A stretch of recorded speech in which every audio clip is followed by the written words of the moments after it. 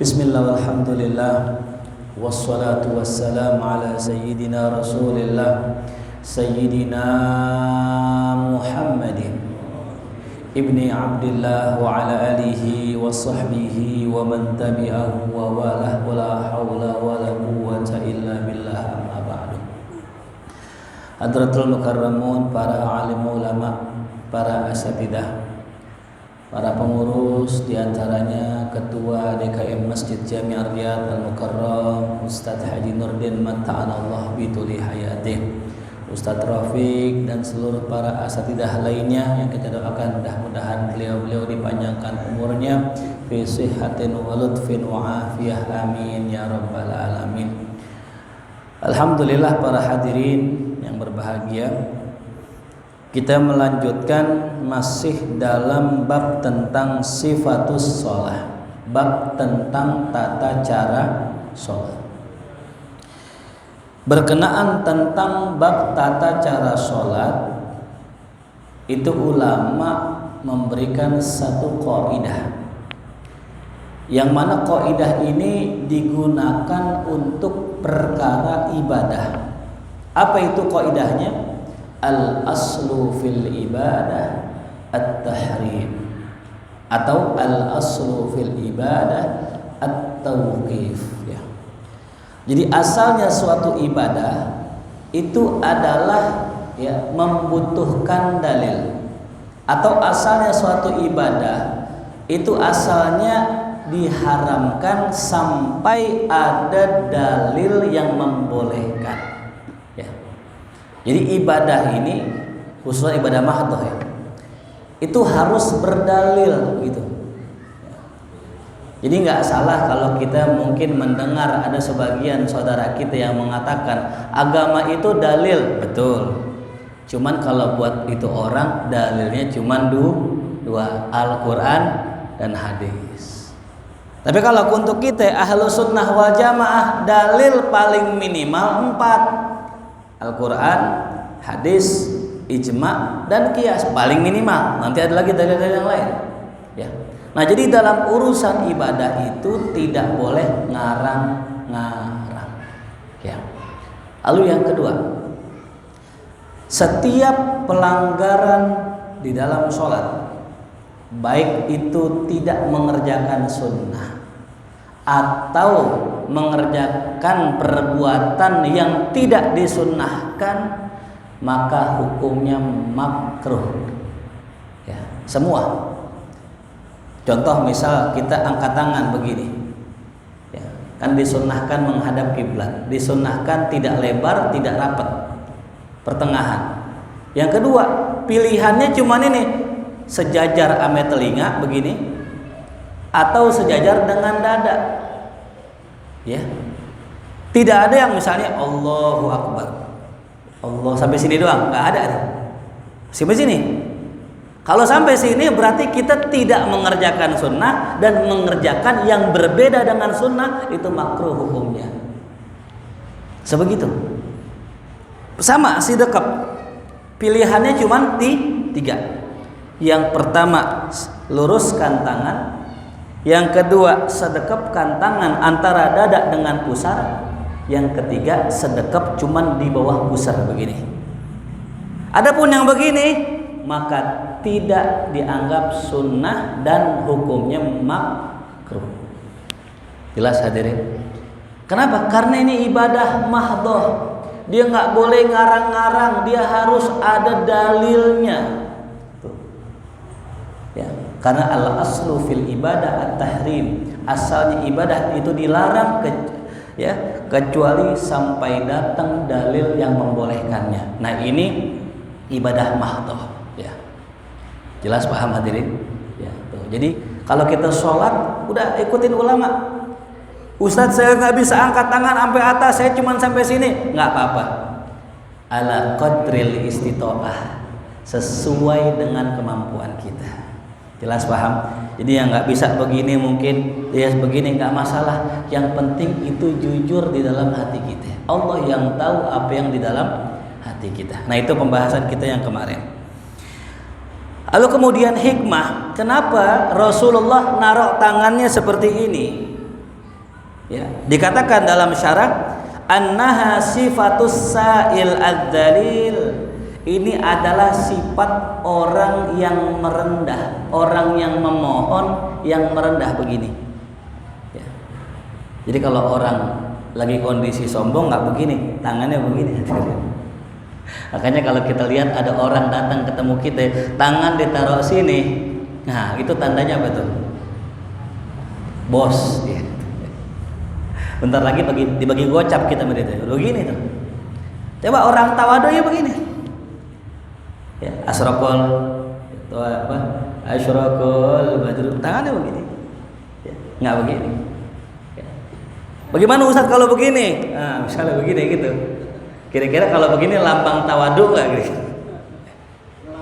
Nah, yang jelas begini. Ada orang sampai sini. Ada saya pernah nemu orang salat Allahu Akbar sampai sini. Tidak ditemukan dalil begini. Enggak ada dalilnya. Yang ada satu, yang pertama Rasul begini, menggenggam pergelangan tangan. Ya. Riwayat yang lain satu jari. Tapi yang dipegang oleh Imam Al-Ghazali dan para ulama-ulama mazhab Syafi'i 2 jari begini. Ya. 2 jari.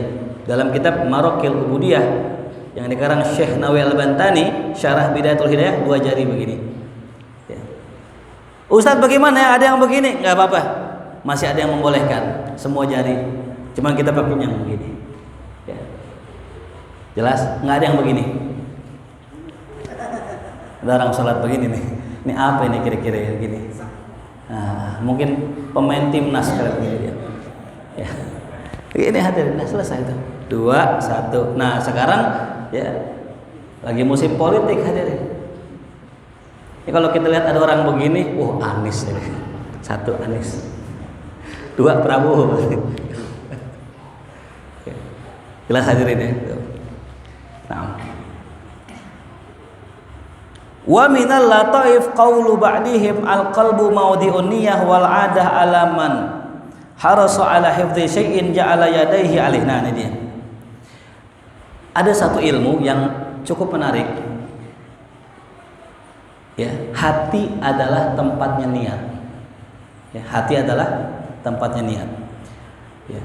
Siapa orang yang pengen jaga hatinya, maka diperbolehkan untuk memegang. Ya.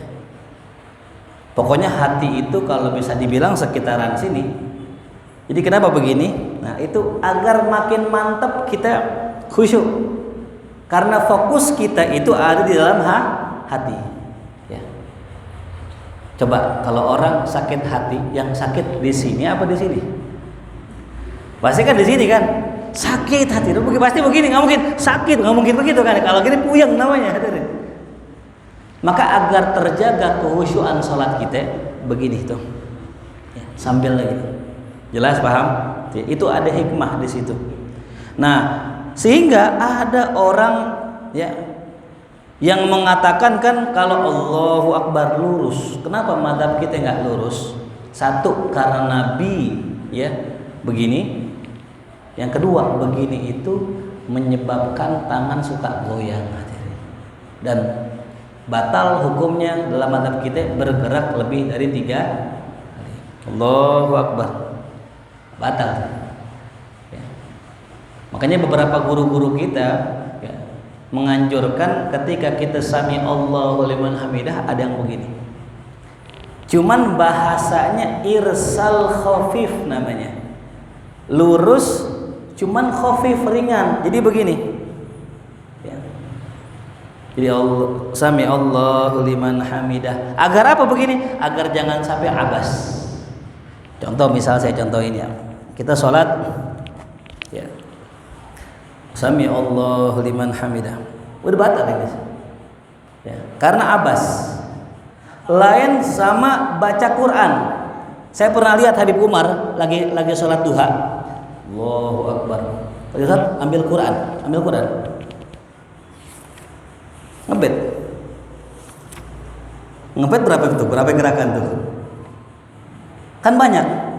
Ya. Rame di grup Facebook. Ada yang komen batal tuh. Nah, iya. Uang nggak sah tuh, gerak lebih dari 3 kali dan sebagainya. Ini siapa ini yang sholat? Orang bodoh apa orang alim? Orang alim. Maka kuncinya 2. Kalau kita melihat hal yang kita nggak paham dari orang alim, cuman 2 sikap kita. Pertama, baik sangka, husnuzon ulama. Yang kedua, kalau emang nggak bisa husnuzon, tanya. Masalahnya kita nggak punya akses mau nanya ke sana. Ya udah husnuzon, ilmu kita belum nyampe. Ternyata dalam kitab, ya, dalam pendapat Al-Imam Al-Juwaini, gurunya Imam Ghazali, beliau membolehkan bergerak lebih dari 3 kali dengan syarat itu merupakan gerakan untuk kemaslahatan sholat. Ya. Kalau baca Quran, maslahat dan buat sholat, maslahat. Termasuk pakai siwak aja. Kita lagi sholat, Allahu Akbar, lupa siwakan. Habis udah takbir begini, siwakan boleh nggak? Boleh. Untuk maslahat sholat. Ya. Nah kalau tadi Sami Allahu liman hamidah, goyang-goyang, maslahat nggak? Kagak ada kepentingannya, makanya batal. Gitu. Informasiin menjamaah bahwa di masjid ini setiap subuh Jumaah baca surat Alif Lam Tanzil dan surat Ad-Dahar di rakaat kedua. Itu saya bersaksi. Habib Ali bin Abdurrahman Al-Habsyi dengan Habib Muhammad Al-Habsyi sepanjang hidupnya kalau mengimamin sholat subuh itu pegang Quran. Oh, Masya Allah. Supaya jangan ada ngomong lagi. Iya, Habib Ali dan Habib Ali, Habib Muhammad. Tuh kalau subuh, sholat subuh baca Quran, megang Quran. Ya. Ini menjadi dalil juga buat kita bahwasanya apa? Ya tadi, ya, perbuatan ulama bisa menjadi dalil. Artinya baca Quran begini nggak batal dengan syarat ya, bukan handphone. Kalau handphone kadang buka WA, muncul WA, jangan dibuka. Buka boleh. Kalau kita lagi sholat buka handphone boleh, pakai handphone Quran. Cuman kalau ada WA jangan dibuka, dibalas lagi. Hanya lagi sholat gitu. Ini batal hadirin. Jadi nggak ubahnya Habib Umar, Habib Ali pun sama. Ternyata sholat megang. Dan ternyata Habib Umar bin Hafiz hafal Quran, tapi sholat duha masih megang Quran. Karena ada keutamaan orang yang membaca Quran langsung dari mushafnya. Ya. Itu pahalanya lebih besar.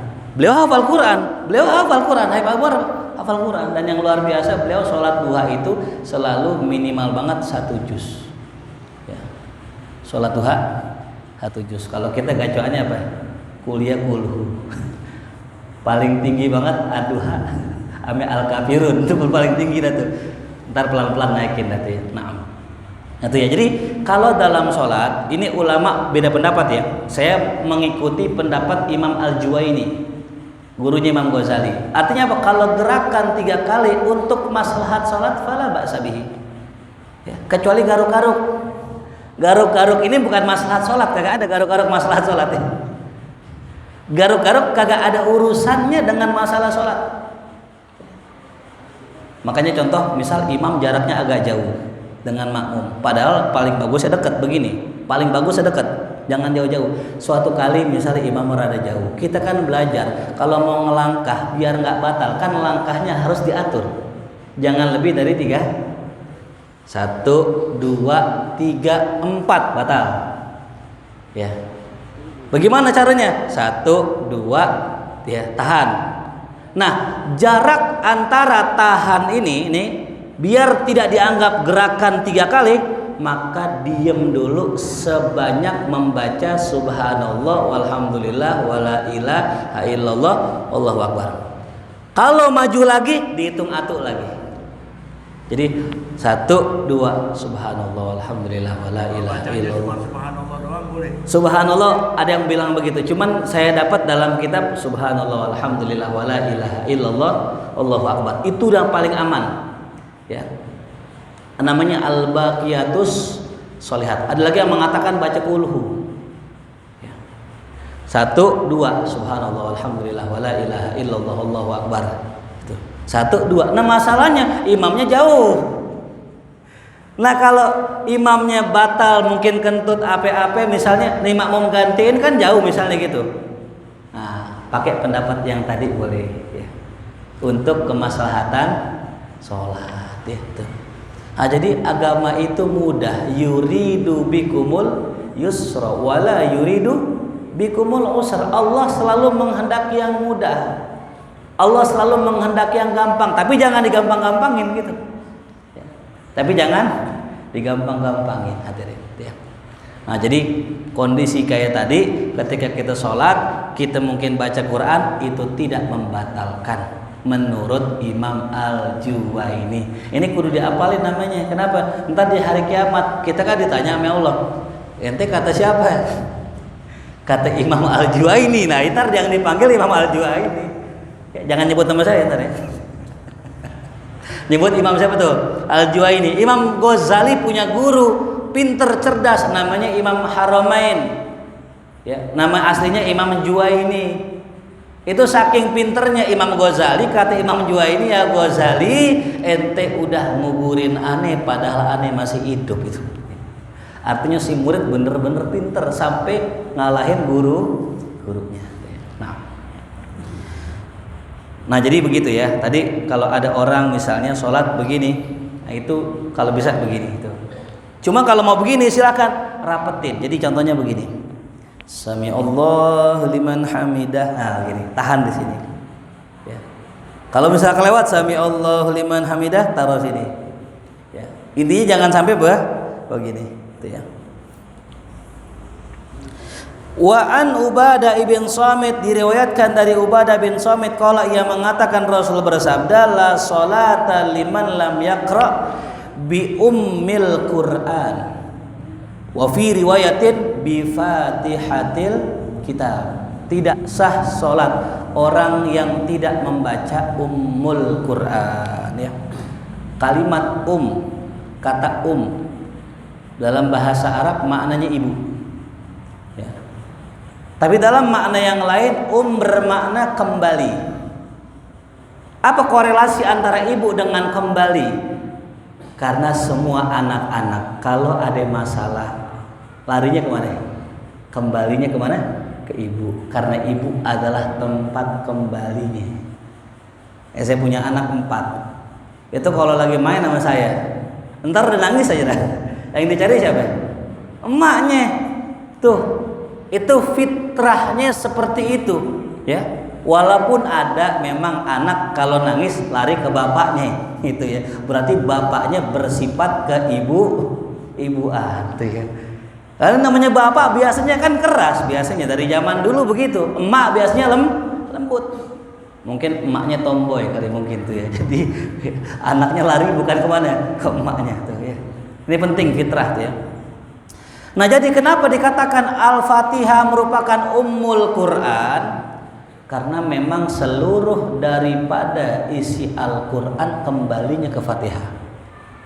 Ya, saya kalau pengen saya buktikan, saya bisa buktikan. Cuman mungkin sampai subuh. Saya kemarin meneliti seluruh isi kandungan Al-Quran. Ternyata memang kembalinya kepada Al-Fatihah. Ya. Cuman memang begitu luas ya penjabarannya. Yang pertama, saya simpulkan ada 10 di dalam Al-Quran. Al-Quran isinya 10. Dan 10 ini pasti baliknya ke Fatihah. Satu yang pertama, pujian. Semua di Quran yang ada pujiannya. Mau bentuknya alhamdulillahirabbil alamin, alhamdulillahilladzi anzala ala abdihil kitaba wa lam yaj'al lahu iwaja, subhanalladzi asra bi 'abdihi. Semua pujian kembalinya ke surat Al-Fatihah, kalimat alhamdulillah. Semua pujian. Yang kedua, Quran isinya ada yang namanya Rob. Alhamdulillahi Rob. Apa Rob? Apa kerjaannya Rob? Rob itu yang menciptakan, Rob itu yang mengurus, Rob itu yang menjaga. Semua isi Quran yang ada kalimat yakhluqu ma yasha yudabbirus samawati, itu kembalinya ke kata Rob. Yang ketiga, Al-Fatihah berisi sifat-sifat dan nama Allah. Semua di Quran yang ada nama Allahnya, ada sifat Allahnya, wallahu yahkumu bima yurid, innahu hakimun alim dan sebagainya, kembalinya ke Ar-Rahmanir Rahim. Yang keempat, Al-Quran berisi Malik Yaumiddin, yang merajai hari kiamat. Semua isi Quran yang berkaitan hari kiamat kembalinya ke kata Malik Yaumiddin. Tentang sifat neraka, tentang sifat sorga, penghuni sorga, kembalinya ke Malik Yaumiddin. Yang keempat. Yang kelima, Iyyaka na'bud, hanya padamulah kami menyembah. Semua isi Quran yang ada urusan nama ibadah, sholat, puasa, zakat, haji, semuanya kembalinya ke kata Iyyaka na'bud wa iyyaka nasta'in. Itu adalah akhlak. Semua ayat yang berkaitan akhlak, sabar, syukur, ridho, tawakal dan sebagainya kembalinya ke Iyyaka nasta'in. Ihdina siratal mustaqim. Semua kata yang ada unsur hidayah, iman, semua kembali ke kata ihdi siratal mustaqim. Kalau kata ulama, siratal mustaqim ini adalah jalannya Nabi Muhammad. Semua ayat yang terkait dengan Nabi Muhammad baliknya ke siratal mustaqim. Siratal ladzina an'amta, jalan orang yang kau beri nikmat. Siapa itu? Para nabi, siddiqin, syuhada, solihin. Semua kisah para nabi yang ada di Quran, Nabi Musa, Nabi Ibrahim, Nabi Isa, baliknya ke siratal ladzina an'amta. Ghairil maghdub, bukan orang yang dibenci. Siapa itu? Yahudi. Semua kisah orang-orang Yahudi dan orang-orang munafik baliknya ke ghairil maghdub. Waladhdallin, orang sesat. Semua di Quran yang menceritakan tentang orang Nasrani, orang-orang sesat, kaum-kaum yang sesat, baliknya ke waladhdallin. Baru apa? Amin. Tuh, ya. Hanya panjang. Amin. Bukan apa? Amin. Kalau amin tuh politik tuh. Coba hadirin, 10 poin dalam suratul Fatihah, semua Quran ke situ larinya. Makanya siapa yang memahami Al-Fatihah dengan sebenarnya, maka dia telah memahami seluruh isi kandungan Quran. Karena isi kandungan Quran nggak lepas dari 10 tadi. Ya, ini luar biasanya, Allah bisa menghimpun itu. Maka dinamakan Al-Fatihah Ummul Kitab. Maka dapat kita simpulkan, siapa orang yang membaca Al-Fatihah dengan benar-benar paham, maka dia seakan membaca seluruh isi Al-Quran. Ajib betul. Cuman baca Fatihah tapi baca apa tuh? Isi Quran. Maka jangan sembarangan ini. Saya punya guru almarhum al-maghfur lah, Kiai Haji Abdul Hamid Husain. Saya baru ziarah semalam ke makam beliau di Pamanukan. Itu beliau kalau ada orang sakit, ada orang minta obat atau apapun itu, pasti yang diijazahkan baca Fatihah, udah itu. Enggak yang lain-lain, enggak, Fatihah aja. Kenapa? Ini tadi kalau kita betul-betul memahami isi Fatihah, itu sudah terangkum semua dalam surat Al-Fatihah. Ya. Kita buka yang mana aja Quran, pasti baliknya ke surat Al-Fatihah. Makanya namanya Ummul Quran. Nah, maka kalau ada orang sholat, dia cuman bisa baca Fatihah doang, sah nggak sholatnya? Sah, karena memang sudah mencakup. Ya. Nah, cuman kan kita shollu kama ra'aitumuni usolli. Jangan ngarang-ngarang, udah aneh Fatihah aja, enggak lah. Lihat Rasul biar kali begitu paham tentang Fatihah, masih juga baca surat selain Fatihah. Nah, cuman di sini kalimatnya la sholata. Dalam ilmu usul fikih, Imam Syafi'i, Imam Hanafi beda pendapat.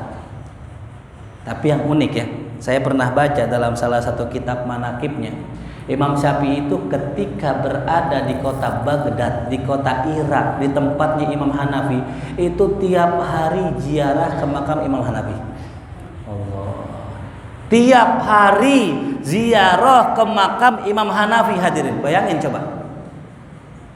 Beliau ini orang alim, ya, orang yang selalu berlandaskan dalil dan logika, tapi tiap hari ziarah. Lain namanya orang sekarang. Dia udah karena saking pinternya, ya, nggak butuh lagi tuh ame orang alim yang sudah meninggal. Padahal kata guru-guru kita, ulama, wali, kalau masih hidup mereka terbatas dengan fisik. Mereka nggak bisa ngajar kecuali satu tempat. Tapi wali-wali yang sudah meninggal, mereka yatir, mereka bebas kemanapun mereka mau, bisa menghadiri acara haul, bisa menghadiri acara maulid, Bahkan dalam kitab disebutkan la yuqra kutub Imam Al-Habib Abdullah illa wa huwa hadir. Tidaklah dibacakan kitab Imam Haddad melainkan beliau pasti hadir dalam pengajian itu. Subhanallah. Sayangnya kita nggak bisa lihat, ya kita nggak bisa lihat. Artinya apa? Imam Syafi'i, ya kalau kata orang-orang Jawa, sarkup juga, sarkup. Tahu sarkup? Sarjana kuburan. Kalau kata Wahabi, kuburiyun namanya, penyembah kubur. Lah, siapa yang nyembah kubur? Ya. Maka saya punya guru, kakek beliau namanya Mbah Husain. Itu kalau ada hal yang muskil, beliau datang ke makom muallif, beliau bertawasul dan terbuka makna yang muskil tadi. Itu juga yang dikerjakan oleh Fadilatul Syekh Ramadan Al-Buti, orang yang sudah sangat sepuh, masyhur luar biasa, pengarang fiqh sirah. Ya. Itu beliau pernah suatu ketika lagi ngajar hikam di Masjid Umawi yang besar. Itu buntu, nggak bisa ngejelasin. Dari Suriah beliau berangkat ke Mesir ke makomnya Al-Imam Ahmad ibn Athaillah As-Sakandari. Ngapain ke makom? Tawasul. Subhanallah, ketika ziarah terbukalah tuh yang namanya makna yang dia nggak tahu. Ziarah hadirin. Ya. Maka asbab juga saya bisa ngajar di sini. Saya habis beli kitab tuh di toko kitab yang sebelah Menara Kudus, apa tuh namanya? Amani ya. Pustaka Amani. Saya beli kitab di situ. Saya beli kitab Mizan Al-Kubra karangan Syekh Abdullah Syaroni. Baca depan makom, nggak baca Yasin, nggak baca tahlil, baca kitab saya. Karena ngikutin ya kakeknya guru saya. Subhanallah. Habis baca kitab, seminggu ditelepon sama beliau, bisa ngajar gak? Wah tuh, habis dites apa nih gitu. Dengar gak Sohibul Magom? Dengar. Tahu nggak? Tahu.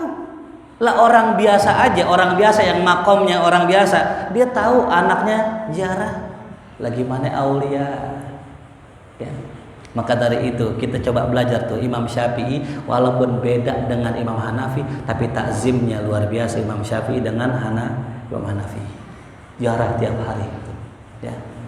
Nah, yang membedakan antara Imam Syafi'i dengan Imam Hanafi, beda memahamin kalimat la. Ini la. La apa artinya la? Tidak.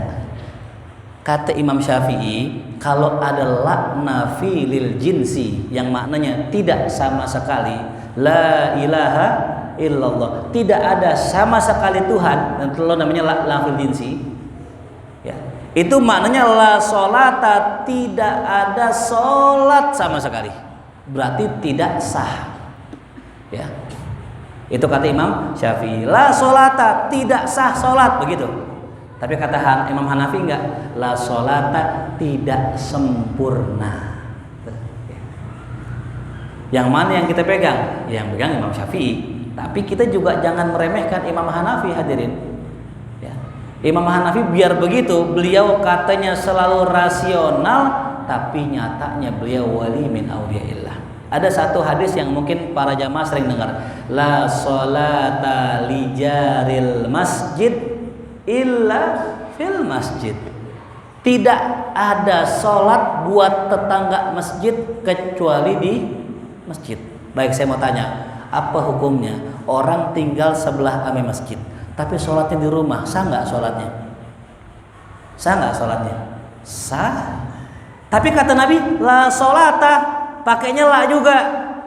Nah, berarti maknanya tidak sempurna orang yang rumahnya sebelah masjid kecuali di masjid. Itu dalilnya mazhab Hanafi itu. Nah, Imam Syafi'i dalilnya apa? Imam Syafi'i dalilnya tidak sah sholat karena Rasul kagak pernah nggak baca Fatihah. Ya, seumur hidup Rasulullah nggak pernah ninggalin Fatihah, maka indikasi kuat Fatihah wajib, ditambah dengan kalimat la sholata liman lam yaqra bi Fatihah kita. Makanya Imam Hanafi ada lebih luas. Ada orang mu'alaf nih, maaf hadirin, orang mu'alaf masuk Islam, baru-baru masuk Islam, belum bisa baca Fatihah. Jangan Fatihah, syahadat aja ngawur-ngawuran kan, asyhadu Allah macam-macam dah tuh. Nah, mazhab Hanafi ini yang memudahkan. Baca apa Ustadz? Udah baca aja alhamdulillah, alhamdulillah, alhamdulillah, alhamdulillah. Sah nggak sah? Kenapa sah? Karena alhamdulillah pun ayat Al-Qur'an. Al-Fatihah, alhamdulillahirabbil alamin. Perintahnya apa? Faqra'u ma tayassara minal Quran. Bacalah apa yang mudah bagimu dari Quran. Yang mudah apa? Cuman alhamdulillah doang. Ya udah baca alhamdulillah. Makanya di Eropa, ya, mazhab terbesar di Eropa, termasuk di India, itu mazhab Hanafi. Paling besar di dunia, ya. Ini ada dua yang mengatakan, pertama Hanafi. Ada yang mengatakan terbesar mazhab Syafi'i. Ya. Memang kalau kita pergi kemana, ke Mekah, ke Madinah, itu mazhabnya kebanyakan Hanafi. Ya. Tapi mazhab Hanafi agak berat. Sholat witirnya wajib. Sholat witir wajib. Ya, kalau kita syukur-syukur dah witir nih. Isya aja kadang alhamdulillah, ini witir lagi kan gitu.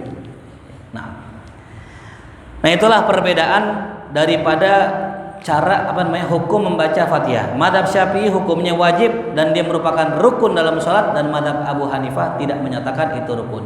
Hadisnya muttafaqun alaih, disepakati. Dalam hadis yang lain, wa fi riwayatin Ibnu Hibban. Nah, menurut Ibnu Hibban, wad-Daruqutni la tajzi'u salatun la yuqra'u fiha bi Fatihatil kitab. Tidak sah salat yang tidak dibacakan di dalamnya surat Al-Fatihah.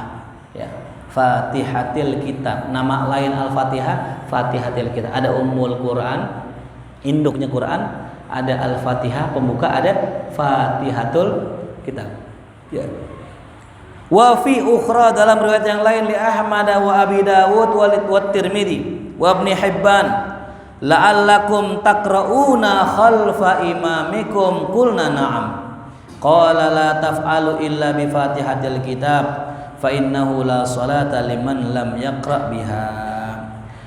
Ada hadis lagi dikatakan la'allakum taqra'una khalfa imamikum. Kata Rasulullah, ya, mudah-mudahan kalian baca surat Al-Fatihah jikalau di belakang imam. Nah, ini jadi perbedaan. Dalam mazhab Syafi'i, Fatihah wajib lil imam wal ma'mum wal munfarid. Baik itu imam, makmum atau orang yang sholat sendiri. Mazhab Syafi'i wajib, ya.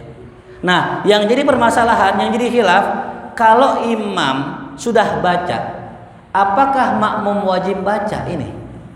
Ya. Maka dalil logisnya siapa? Mazhab Hanafi. Mazhab Hanafi kan logis banget. Ya. Pernah suatu hari ketika awal mula statement ini keluar, Imam Hanafi bilang begini, makmum nggak wajib baca Fatihah, yang wajib imam. Yang wajib imam. Wah, ulama protes. Ya. Mereka nggak terima tuh. Wah, gimana? Kata Nabi la sholata liman lam yaqra bi Fatihatil kitab. Itu berlaku buat imam, makmum, apa orang sendiri. Datanglah sekelompok ulama pengen diskusi dengan Imam Abu Hanifah. Karena banyak, rumahnya sempit, udah cukup satu orang masuk ke rumah saya. Ketika masuk satu orang ke rumah Abu Hanifah, duduklah di depan Abu Hanifah, ditanya, "Ya Imam, saya mau tanya, apa dalil antum? Ya, kenapa antum bilang cukup imam yang baca, makmum nggak usah?" Apa kata Abu Hanifah? Dalilnya ente di sini. Lah kok saya? Ente berapa orang? Banyak. Yang ngobrol amannya semua apa atau aja? Atau cukup gak? Cukup, yang penting ntar kasih tahu yang lain, kan begitu? Lah iya bener juga ya kata dia. Dalilnya apa? Logika. Ya. Maka dari itu yang namanya imam, karena dia wakil dari semua jamaah, baca Fatihahnya kudu benar. Kudu yang paling bagus, kudu yang paling ngerti fikih, karena yang Allah pandang pertama kali imamnya. Ya, makanya nggak bakal diberkahi jamaah kalau imamnya banyak jamaah yang nggak seneng, atau imamnya bacaannya rusak, itu berkurang nilai keberkahannya. Nah, maka itu dalil siapa? Dalil Imam Hanafi, rasional, masuk akal. Imam Syafi'i pakai dalil, kan menggabungkan dua metode. Apa kata Imam Syafi'i? Rasul kan pernah bilang, Rasul nyuruh, Rasul bahasanya la'allakum taqra'una khalfa imamikum. Ya. Mudah-mudahan ente baca Fatihah di belakang imam. Kata sahabat, "Na'am, iya ya Rasulullah." Tuh. Yang nyuruh siapa? Rasul. Udah jangan pakai logika gitu. Ya. Kalau yang nyuruh Rasulullah, udah jangan pakai banyak sami'na wa ata'na. Makanya suatu hari Sayyidina Umar bin Khattab radhiyallahu anhu ketika melihat Rasulullah mencium Hajar Aswad. Sayyidina Umar kan orangnya logika banget. Kalau nggak ada manfaatnya, aneh nggak bakal kerjain. Ya, gitu Sayyidina Umar tuh. Karena lihat Rasul nyium, Sayyidina Umar sebelum nyium bilang begini, "Ya Hajar, wahai batu, innaka la tadur wa la tanfa." Ente nggak bayain aneh, kagak manfaatin aneh. Kalau bukan Rasul yang cium, makobal tuh aneh nggak bakal cium ente, dicium banget tuh. Subhanallah. Artinya apa? Itulah. Orang tuh ada sebagian yang Allah kasih anugerah, orangnya logis. Cuman sahabat biar kalian logis, cerdas, pinter, tunduk dengan Rasulullah. Lain sama orang sekarang. Ya. Orang sekarang banyak pinter, doktor, S2, profesor. Ya, Al-Quran dibilang udah nggak relevan katanya, udah nggak berlaku, udah nggak cocok. Nauzubillah. Ini akal yang nggak mau tunduk dengan wahyu. Makanya Imam Ghazali benar ketika Imam Ghazali pengen mencari sumber kebenaran. Dari mana kebenaran kita bisa dapat? Imam Ghazali pakai mata. Mata adalah sumber kebenaran. Kalau kita pengen lihat kebenaran, lihat pakai mata kita. Imam Ghazali ketipu. Ketika dia melihat batang kayu yang lurus dimasukkan ke dalam sungai yang jernih, ternyata itu batang kayu bengkok. Mata bisa ditipu tuh, ditipu. Bulan yang begitu kecil nampaknya, ternyata sebenarnya besar. Padahal apa tuh? Kecil kelihatannya, hakikatnya besar. Mata bisa ditipu. Diganti, wah bukan mata sumber kebenaran. Pakai apa? Akal. Ternyata Imam Ghazali dapat akal orang beda-beda. Ada orang yang bilang ini bagus, kata yang lain bilang jelek. Itu termasuk tadi. Maka akal punya keterbatasan karena memang diciptakan Allah punya keterbatasan. Maka Imam Ghazali berkesimpulan yang menjadi sumber kebenaran adalah wahyu dari Allah. Apa yang dikatakan Allah meskipun nggak masuk akal, itulah kebenaran. Karena akal nggak mampu mencapai. Makanya kita yang pinter-pinter punya akal itu bagus. Ya. Itu anugerah adalah pakai, jangan nggak dipakai. Ya kemarin saya menjelaskan di majelis Hikam dan Ihya di rumah. Gini hadirin, ulama nggak boleh, kata Imam Ghazali, al-faqih kullal faqih, orang yang benar-benar ahli fikih itu bukan yang jaga hukum, bukan. Itu orang yang kagak bikin orang putus asa dari rahmat Allah. Pokoknya optimis saja, yakin masuk surga begitu. Itu orang-orang faqih. Ya. Kita lihat Gus Baha ya, Gus Baha masya Allah kan. Kalau ngomong tuh, jadi orang yakin ya bahwa aneh insya Allah masuk surga begitu. Bukannya wah kayaknya neraka nih. Yang begitu tuh itu bukan faqih namanya. Ya. Sehingga saya terbayang satu analogi begini hadirin. Ini analogi yang Allah kasih ke saya. Kita punya orang tua, ya. Ini orang tua kita, ya. Pengen yang baik, apa pengen yang nggak baik? Pengen yang baik. Pengen yang bagus, apa yang jelek? Pengen yang bagus. Sekarang kalau kita punya orang tua, kita salah nih, ya kita salah. Datang ke orang tua marah nggak? Marah. Cuman marahnya orang tua, ame sayangnya sama orang tua, gedean mana? Sayangnya apa marahnya? Orang tua kita lebih sayangnya apa marahnya? Dominan? Sayangnya. Ya. Jadi kalau misalnya kita ketemu kita salah, ya jangan lari dari orang tua. Segalak-galaknya orang tua kita masih lebih dominan ke sayangnya sama kita. Kalau bisa kita persenin, sayangnya 80%, marahnya 20%. itu orang tua. Ya. Maaf ya, ada orang tua punya anak kang mabok, disayang nggak? Sayang. Tapi diomelin nggak? Diomelin. Cuman disayang nggak? Disayang. Asal tuh anak jangan kabur aja, balik ke orang tua, minta maaf, dimaafin nggak sama orang tuanya? Itu orang tua. Walillahil masalul a'la. Allah punya lebih contoh yang lebih indah. Nah sekarang sama hadirin, kalau orang tua aja kagak tega ngukum anaknya, masukin anaknya ke neraka, itu orang tua. Lah bagaimana Allah? Orang tua kita itu baru memiliki rahmat, satu rahmat dari 99 yang Allah simpen nanti di sorga. Cuman satu aja kagak tega masukin anak ke neraka. Orang tua apa? Bagaimana Allah? Allah kagak bakal tega. Lah orang tua aja nggak tega. Saya mau tanya, lebih sayang mana ke kita? Orang tua kita apa Allah? Allah udah. Ya. Nah itu namanya al-faqih. Ya. Jadi akal kita bisa pakai untuk buat analogi dan contoh. Ya. Itulah fungsi akal. Karena sebagian orang kalau nggak dikasih analogi, nggak dikasih contoh, kagak paham. Ya. Imam Ghazali itu cerdas, kalau ngasih contoh itu luar biasa. Nah, jadi akal itu adalah sumber kebenaran, tapi harus tunduk kepada wahyu. Nah, ini kembali lagi tadi itu ya. Nah, jadi Imam Syafi'i dikatakan dalam syarahnya, inilah dalil bahwasanya membaca Fatihah wajib bagi imam, makmum dan orang yang sholat sendiri. Nah, cuman nanti ada kajiannya nih. Kalau baca Fatihah, kapan kita baca Fatihah?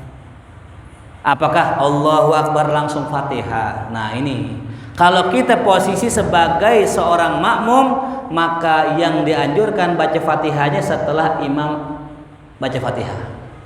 Setelah waladolin amin, baru makmum baca Fatihah. Nah cuman ini yang jarang diamalkan, ya. Ini terdapat dalam kitab Imam An-Nawawi, kitab Al-Adhkar. Atau dalam kitab Majmu'nya Syarah Muhadzab yang segini ada keterangan saktah terbagi 3. Nah di antara saktah yang pertama saktah tawilah yang panjang, saktah mutawasithah sedang, dan saktah ya qasirah pendek. Saktah qasirah pendek Allahu Akbar, jeda ya baca apa Allahu Akbar kabira, jeda baca auzubillah, jeda baca bismillah Fatihah, jeda baca amin. Itu namanya saktah qasirah. Nah setelah amin saktah tawilah. Seukuran apa panjangnya? Seukuran baca Fatihah. Diam dulu tuh. Waladhdallin amin. Enggak langsung baca surat. Diam dulu. Panjangnya maksimal sepanjang bacaan Fatihah. Ya. Diam panjang. Nah, biasanya kalau guru-guru kita bacaannya surat panjang dibaca dulu sirron. Waladhdallin amin. Bismillahirrahmanirrahim. Sabbih isma rabbikal a'la alladzi khalaqa fasawwa walladzi qaddara fahda walladzi akhrajal mar'a faj'alahu ghutha'an ahwa sanuqrika fala tansa illa ma sya'allah. Nah, kan udah syukuran Fatihah baru baca jahar gitu. Ya, jelas hadirin. Nah, masalahnya kalau imam bacanya kulhu misalnya gitu. Apa yang disirin itu? Qul huwallahu ahad, Allahu samad, lam yalid wa lam yulad walam yakul lahu kufuwan ahad gitu. Allahu Akbar gitu. Kufuwan ahad doang kita hadirin. Makanya kalau baca surat pendek nih biasanya gini nih, dia baca kulhu, sebelum kulhu surat apa? Tabat. Jadi waladhdallin amin tanpa syada abillah tabat yang dibaca sir. Karena anjurannya di dalam sholat itu kurang bagus kalau ada bengong ya. Kenapa Ustaz nggak baca zikir?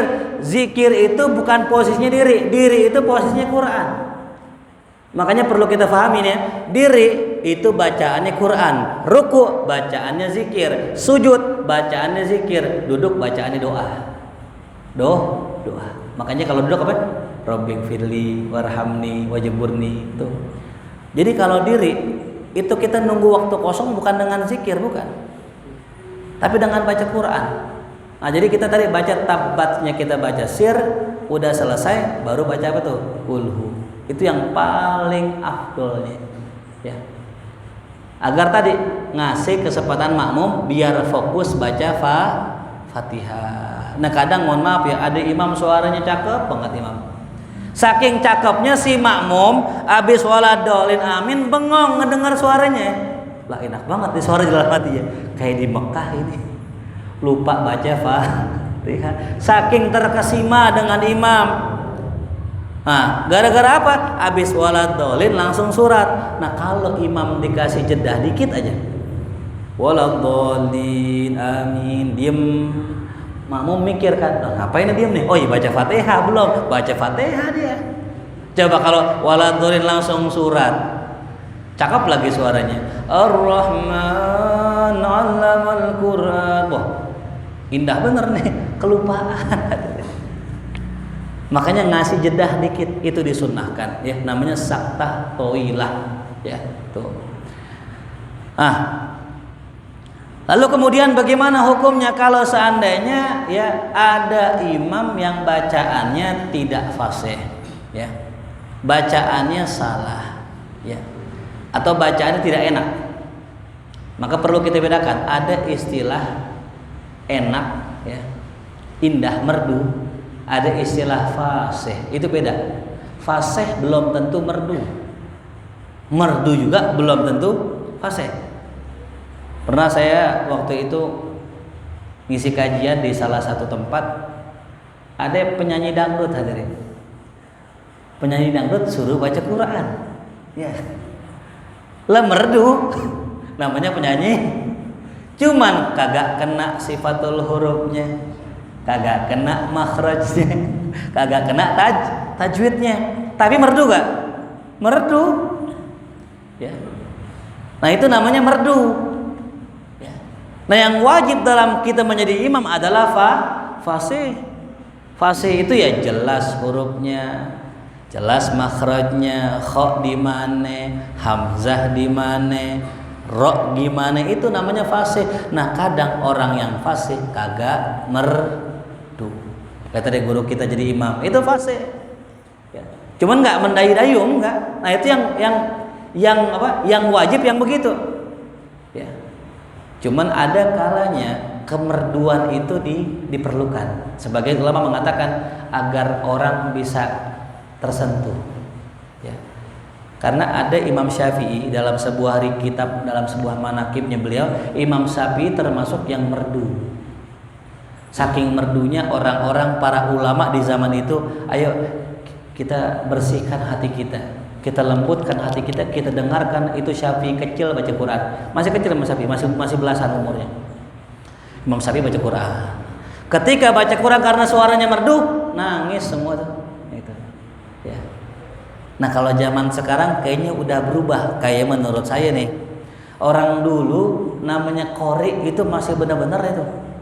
Fa idza quri'al Qur'an fastami'u lahu wa ansitu la'allakum turhamun. Kalau dibacakan Quran fastami'u, simak, wa ansitu, diam, la'allakum turhamun, pasti kamu dirahmati Allah. Ya. Nah, ini sekarang qori lagi baca ngobrol. Ya.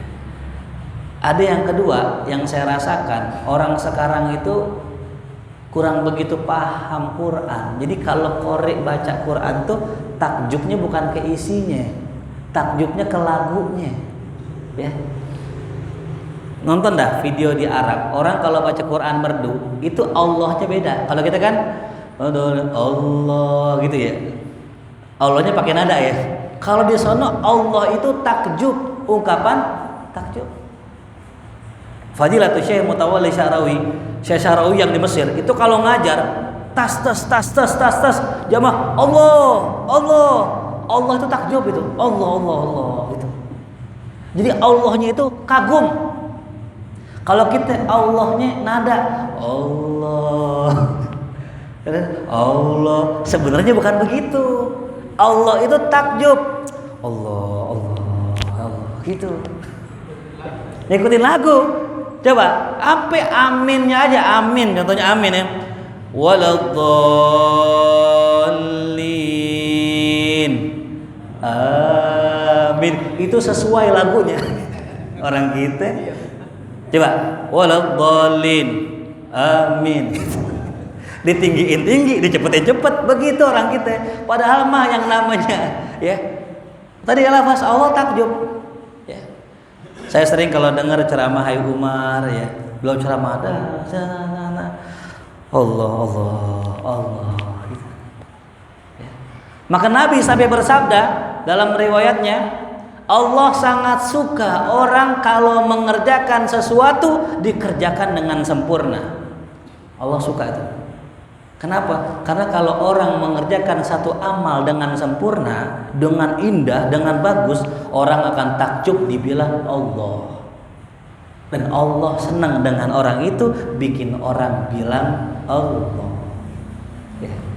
Ada orang misalnya baca Quran bagus, orang bilang apa? Allah. Nah itu Allah girang tuh sama yang kori tadi. Gara-gara nih kori, ini jamaah bilang apa? Allah. Termasuk ame supir ya bis antar kota itu jamaah ketika naik mobil kan nyalip tuh jamaah bilang apa? Allah. Nah itu Allah demen juga tuh sama sopir itu tuh. Lah kiai ceramah belum tentu jamaah bilang apa? Allah. Ini sopir bis. Saya yakin satu masjid itu, satu bis itu baca zikir Allah, astagfirullah, bismillahirrahmanirrahim. Gara-gara siapa dia berzikir? Gara-gara sallu ala Muhammad ya. Jadi Allah sangat demen sama hamba yang bikin orang takjub dibilang Allah. Jadi Allahnya bukan pakai nada. Ya.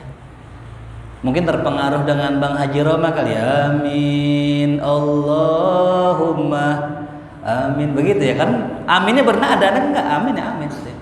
Nah, jadi begitu hadirin, mungkin sampai sini saja pelajaran kita. Masih ada waktu sekitar 4 menitan. Mungkin ada yang mau bertanya, dipersilahkan. Ya, baik. Baik. Baca Fatihah bagi makmum.